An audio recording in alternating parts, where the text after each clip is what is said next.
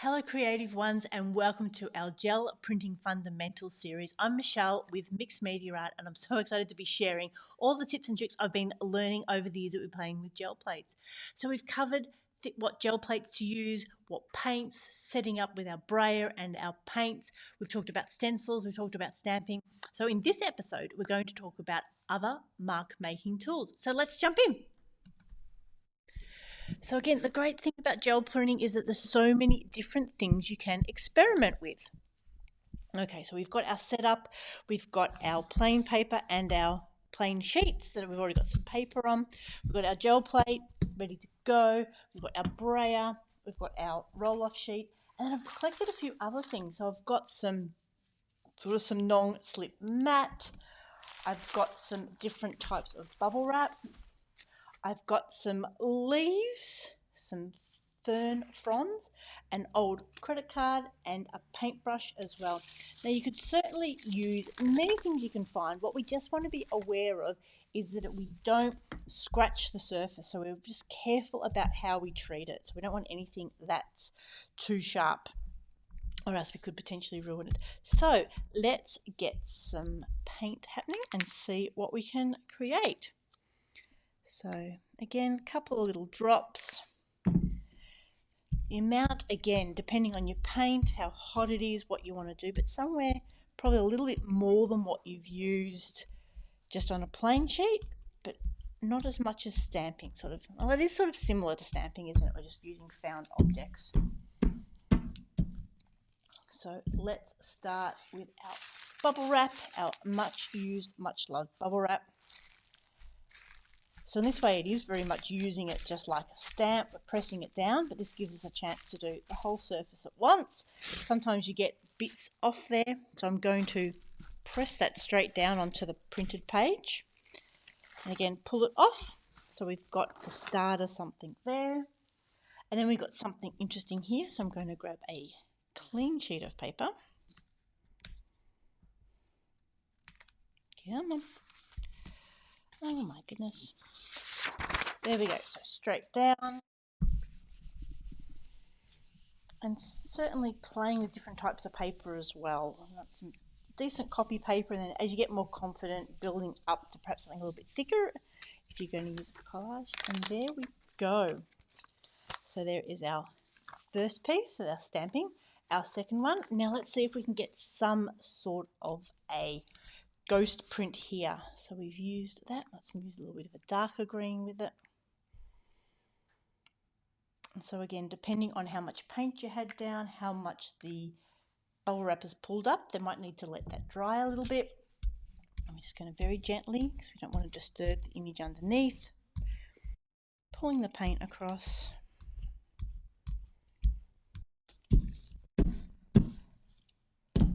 Brayer, sheet of paper.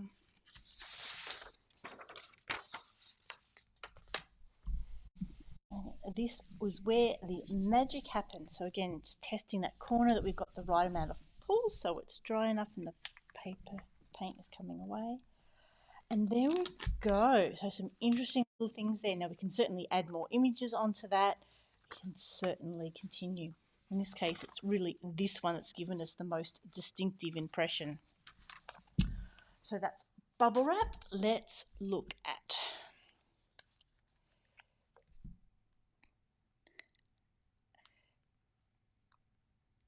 you can start to see how the options are endless. So again, here I'm probably putting on a little bit less paint. Now you can certainly use, there's a variety of, mark making tools, but like I said, we just want to check that they're not too sharp. Here I'm going to use the end of a paintbrush, it's nice and rounded, and create my own image. I do want something to wipe that paint off because we want to make it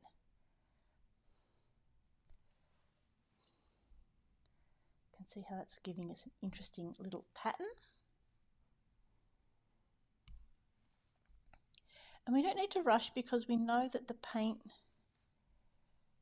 will come off the gel plate. We're not worried about that. Our challenge is that the way that we make the marks changes consistency as the paint starts to dry. So we've got time, but we don't want to dilly-dally. Okay, so then we want to consider, do we want to put that on top of something? Do we want a clean sheet? Let's go with a clean sheet while we're just experimenting. Then that makes it easier to understand how our steps come together.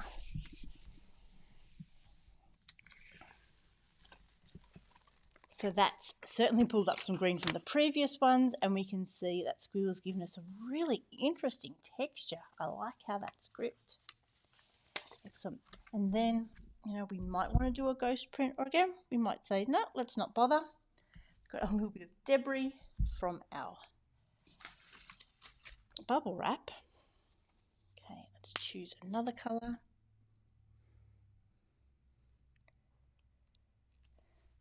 So even though you do go through a fair bit of paint, you're only using a little bit each time. This one is quite a bit thicker.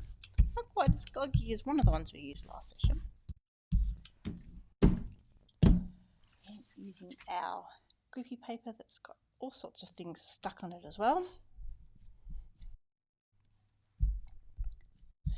So move that out of the way. We want somewhere for this to land. And again, sometimes we get an impression from it, sometimes we don't. So that's all part of our learning. Popping that down. There we go. So that gives us a really subtle little bit. I like it.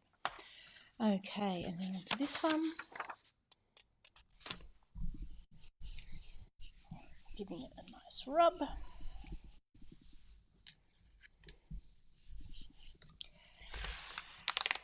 Ooh.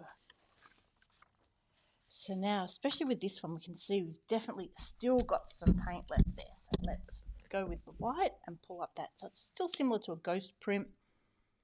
And this is certainly how you could build up some interesting layers. Okay, we don't want too much paint.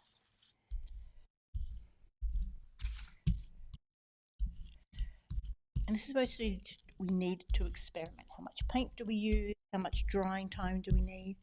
And it changes, and it changes with new paints and different colours from the same range.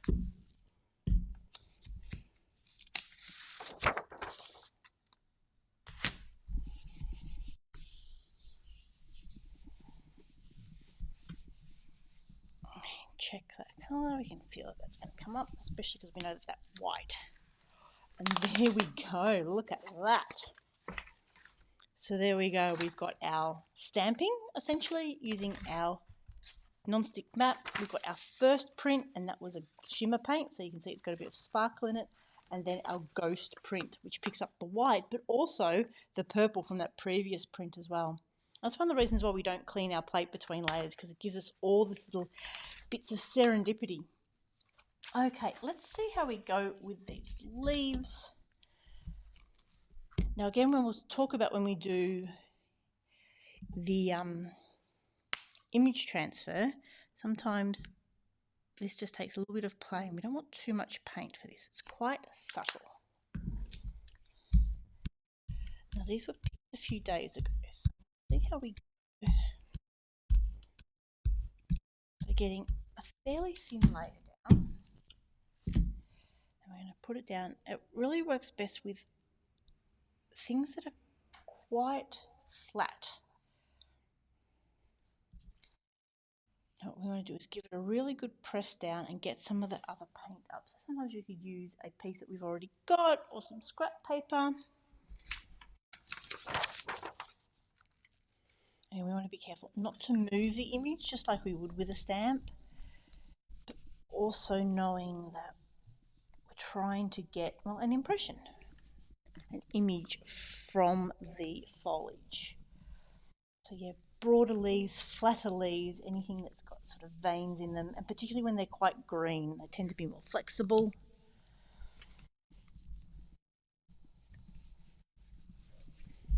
Okay, let's pull that off. So we can see that's not very interesting, but that's okay. It's still start of something we can do something with. Now, very carefully, I'm going to be lifting these up. We can see it's got something there.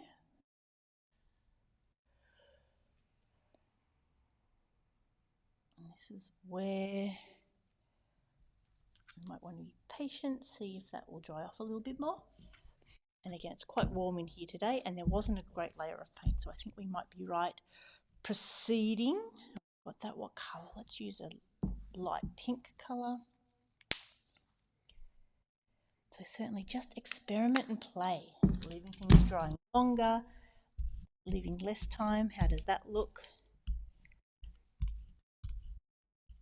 Here, you really want to be really gentle with that layer. We just want it down so that it reactivates the paint. We don't want to be smudging it all.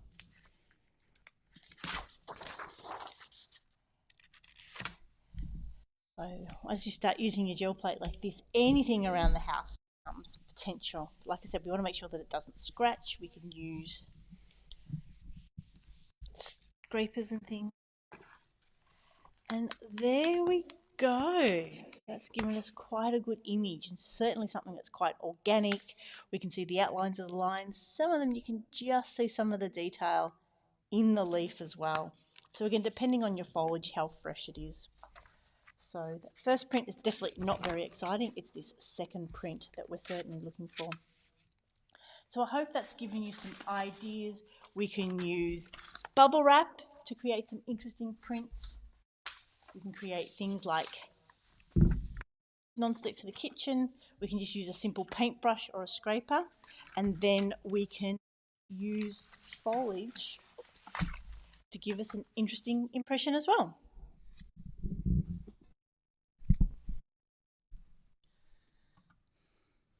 So there is certainly almost an unlimited number of things that you can use on your gel plate. So we do want to be careful not to scratch that surface, and we do want to make sure that when we stamp on that we wipe it off as well, because then if we're going back for another mark, it helps take that paint off and gives us an interesting impression. But certainly go ahead and play. Try different paints, try different papers, more paint or less paint, spraying it down, letting it dry before you pull the print. There's so many different variables, so ways that can make fun things, and then also sometimes it can be frustrating because it doesn't work out exactly as you expect. But certainly do make sure you've got plenty of time, plenty of paper to play and have a great time. So please leave your questions and comments down below in the comments. Give us a like, a thumbs up, subscribe to our YouTube channel, and I look forward to continuing our gel printing fundamentals journey with you. Have a crafty day.